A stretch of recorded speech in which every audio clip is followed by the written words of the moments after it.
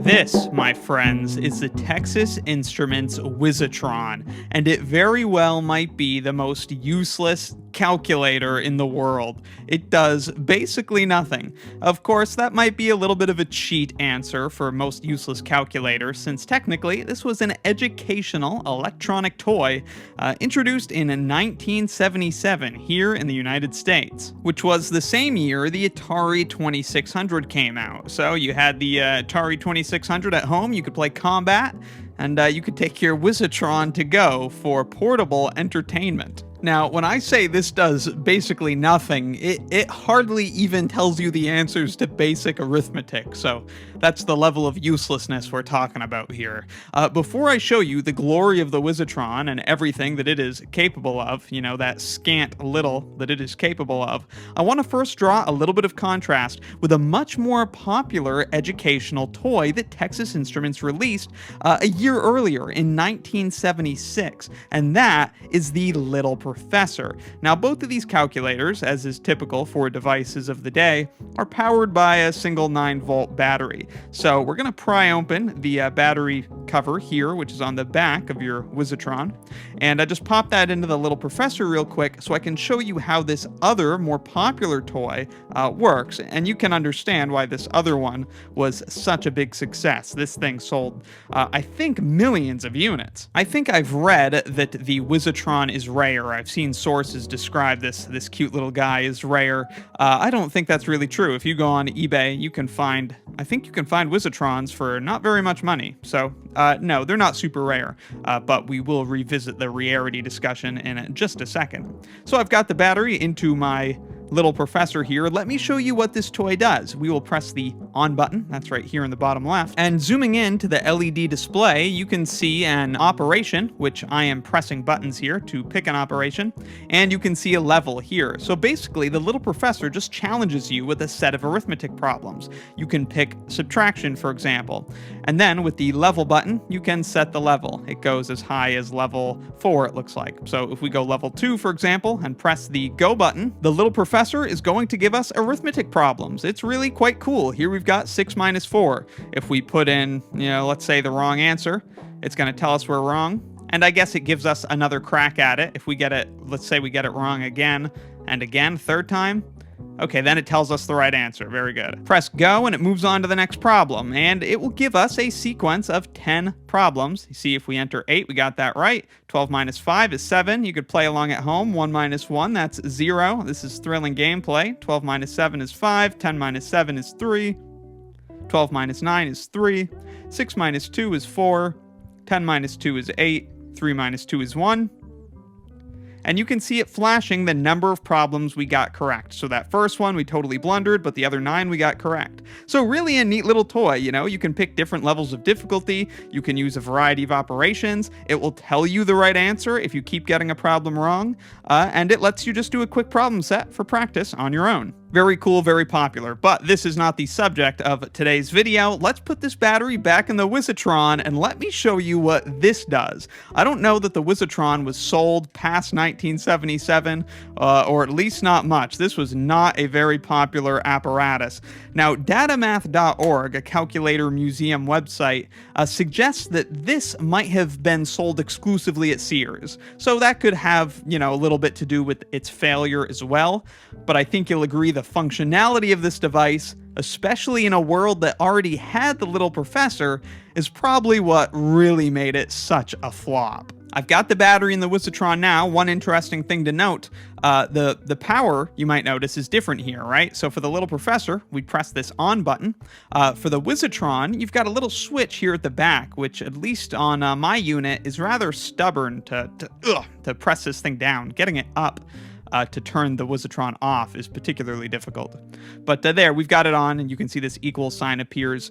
But actually, the Little Professor had just the same on switch on the side, except this model I think, the second version. So this has the on button. But originally, when the Little Professor came out in 1966, it had this same on switch. Obviously, my Little Professor, it was a 1968 model. Okay, we're ready. Here it is in all of its glory. It's a very similar shape to the Little Professor, but its spirit is much different. Again, this is an educational electronic toy, so the point of this is math practice. So, how do we get some math problems out of the Texas Instruments Wizatron? You don't. You get to come up with the problems yourself.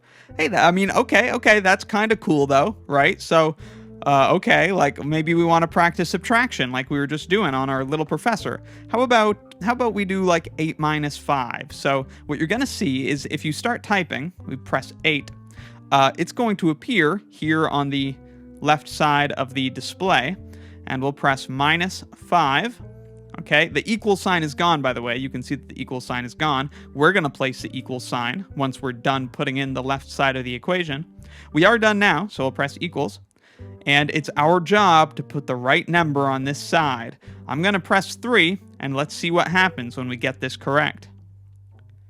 There you go. Just like the Little Professor, it flashes to tell us we're right. A feeling of glory is likely washing over you, and me as well. Just press any button and the display will clear and you can start typing another equation. Okay, so that's straightforward enough, right? Now, what's going to happen if we put in, let's say, the wrong answer? So maybe, I don't know, let's try multiplication. Let's say 5 times 4 equals. And you can see that showing up here. Those time signs, by the way, on these old LED displays, they look pretty horrible. But 5 times 4 equals, of course, that's 20. So let's put in literally anything else. Let's try 21. Error, which is just like what we saw on the Little Professor. 5 times 4 equals, I don't know, is it 22? Nope, that's wrong. Okay, we got one more try. Is it 23? Nope. And there it tells us that the correct answer is 20. It's not showing up perfect on camera, but I think it's showing up well enough for you to read. After 3 wrong answers, just like the Little Professor, it finally just spits out, what every other calculator just gives you up front, which is the correct answer to the arithmetic problem. So if you actually wanted to use it as a calculator, definitely a lot more complicated than your average calculator, because you got to press a bunch of buttons and enter the wrong answer 3 times. But to enter the wrong answer, you need to know the right answer, so you can avoid it. So it makes it all the more difficult to get the right answer out of this calculator. You can also press clear to just go back to a blank slate here. Something interesting, let me show you this. So let's try 7 plus, let's say, I'm going to put in 32. Okay, so 7 plus 32. You can see the addition sign is pretty funky looking here. Obviously, the right answer is 39. So the correct answer starts with a 3. If we put in the wrong answer, it's going to flash. But if we start with the wrong digit, it's actually going to cut us off immediately. We don't have to go any further than that. If I think that this is 49, for example, I'm going to press 4. And you don't even see the 4 pop up. It just instantly errors. On the other hand, if I press 3, since that is the correct first digit, it holds off on flashing the error sign. Then if I press the wrong digit, like 8, then I get the EEE. And again, I can press 39, the right answer, and it's going to flash to tell me I'm right. Since you've got to fit these whole equations in here, including an equal sign, the Wizatron is limited at just 2 digits, I think, for each item we put in. So I could do, for example, 55 times 12, for example, if I wanted to. And then I would have to enter, of course, a 3-digit answer for this. This one is 660, if my math is correct. Yeah, there you go. And it flashes right. Now, it doesn't look like there's room for a 4-digit answer. So what's going to happen if we do 99 times 99? Oh, it doesn't actually let us put that in. Will it let us put in 96, 5, 94? You can see me pressing these buttons here. It looks like it doesn't let us put in a problem that would have a 4-digit answer. So what if we tried to put in 50 times 20? That's as low as we could go, right? Yeah, it doesn't let us do it. Interesting. So that would make this kind of a frustrating device to use, because ostensibly, if you're using the Wiz-A-Tron, you don't know the answers to all these problems offhand. So you don't necessarily know why you're not being allowed to put the answer in. I'm sure if you had the manual, it would tell you all about that, but I'm not rich, so I don't have the manual for the Wiz-A-Tron. The last thing I want to touch on with this guy is the division. So you're probably wondering about that. How does the division work here? Because obviously it is an option. I mean, if the division works out nicely, then obviously there's no trouble. 15 divided by 5 equals 3. And if I put that in, it'll flash right. On the other hand, 15 divided by 3 is 5. And if I get this wrong 3 times, just like anything else, it's just going to give me the right answer. But how do things work if we have division that causes a remainder, like 20 divided by 6? That's 3 with remainder 2. What's the Wiz-A-Tron gonna do? Is it gonna give us it's not gonna give us a decimal expansion, is it? There's no way this is giving us a decimal expansion for 20 divided by 6. So let's say we get it wrong 3 times just to see what the Wiz-A-Tron does. Oh, whoops, I accidentally pressed 2 without pressing the equals. I guess I'll just press the equals now. So this is, if you can't tell, 20 divided by 62. And if I just I'm pressing 5 here to get the answer wrong 3 times. And it tells us 0, but with an R to indicate there's a remainder, right? 62 doesn't go into 20 whatsoever. So it's 0, but there is a remainder. And so it indicates that with an R, but it's not able to specify what that remainder is. So if we did 40, for example, divided by 12, that's 3 with the remainder 4. So to get this right, I mean, you really can't get it right, because we know that if the answer is correct, the Wiz-A-Tron's going to flash it. But if we put in 3, which is the correct number of integer times, 12 goes into 40 3 times to make 36, see what happens. It just shows us what we just typed, which is 3, and puts an R in front to indicate that there's a remainder. So it doesn't even flash to tell us we're correct, because 40 divided by 12 isn't 3, so we're not exactly correct, but there's no way to be correct on the Wiz-A-Tron when you're doing division that results in fractions. That does make it seem, even more deficient than it already does seem. However, the people who would be using this are really interested in whole number division stuff anyhow, so I don't think that's a big deal. You'd be practicing division that's supposed to result in nice numbers.